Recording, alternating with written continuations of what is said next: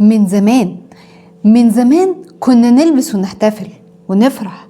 دلوقتي بنلبس ونحتفل برضو، بس بشكل تاني.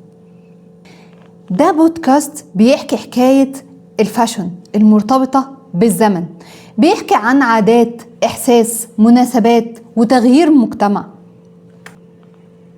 يعني اللبس كمراية للتغيير. فاكرين من زمان كنا بنلبس ايه؟ طب دلوقتي بقينا بنلبس ايه؟ وليه؟ من زمان بيحكي ازاي كانت الناس بتلبس، ليه اللبس كان كده، ايه اللي كان مهم وقتها، الاحتشام ولا التوفير ولا المناسبات.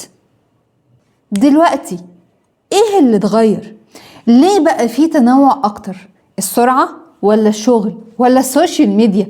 اللبس مش تغيير للأصل ده، والتطور مش معناه النسيان. ولازم نعرف ان القطع اللي فضلت معانا هي بس اللي اتطورت. يمكن اللبس اتغير بس احساس المناسبة لسه جوانا. من زمان مش كلمة بنحكي بيها عن الماضي، دي كلمة بنفتكر بيها نفسنا.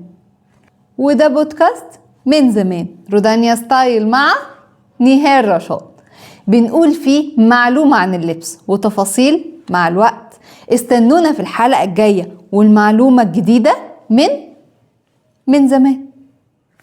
باي. Stop.